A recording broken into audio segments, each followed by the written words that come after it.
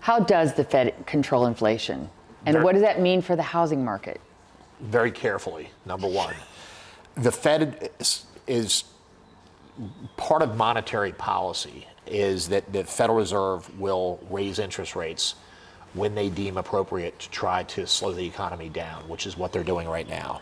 One of the biggest misconceptions, and we've heard this a lot this year and even into last year, is that people assume, oh, the Federal Reserve just raised interest rates by 0.5%, therefore mortgage rates just went up by 0.5%, which is absolutely not the case.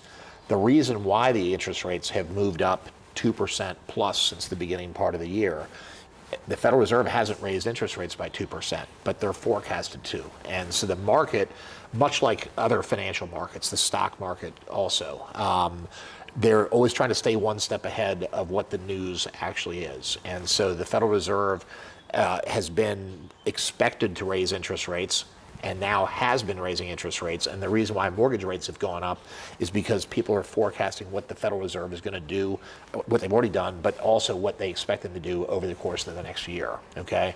One of the things that we've seen in the last several weeks that is kind of interesting is that we've seen rates actually drop.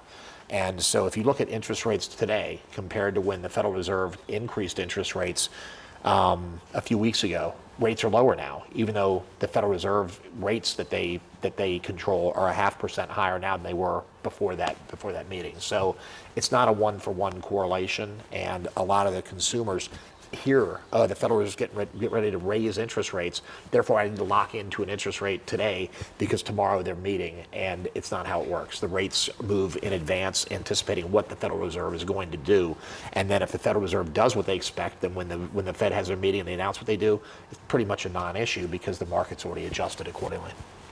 It's kind of an interesting phenomenon, but something that a lot of consumers think is not the way that it works.